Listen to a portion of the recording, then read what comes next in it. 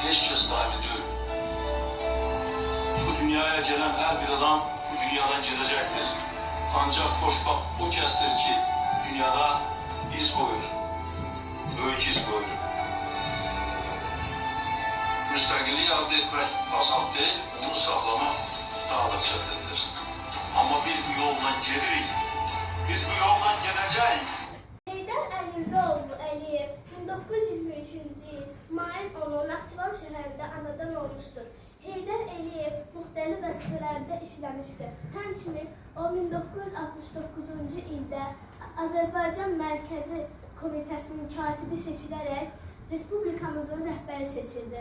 1993-cü il Sovet İttifaqı dağılandan sonra o Azərbaycana geri qayıdıb ilkdirliklə yenidən prezident seçildi. 1994-cü ildə sentyabrın 20-si əsrin müqaviləsini 13 böyük şirkətlə imzalayıb.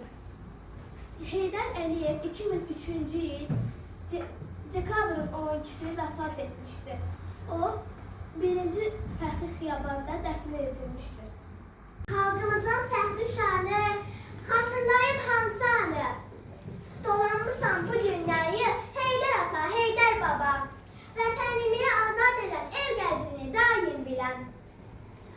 Torpağını qəlbən sevən Heydər ata, Heydər baba. İlham təki oğlum vardır, ömür yolun bir bahardır. Heydər ata, Heydər baba.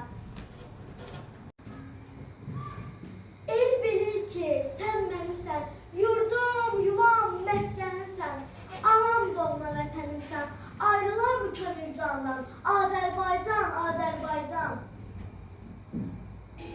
Sən mənimsən, yurdum, yuvam, məskənimsən, anam, doğma vətənimsən. Ayrılar mı könül candan?